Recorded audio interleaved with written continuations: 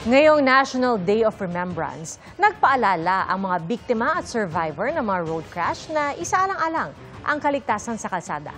Sa La Union, nagimbal ang mga pasahero nang biglang matanggal ang kambyo ng isang bus sa gitna ng biyahe. Narito ang report.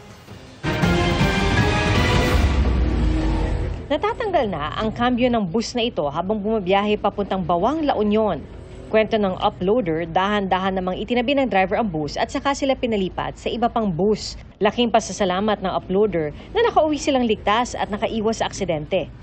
Lagit-laging paalala ng mga otoridad, tiyakin ang roadworthiness ng mga sasakyan para iwas aksidente.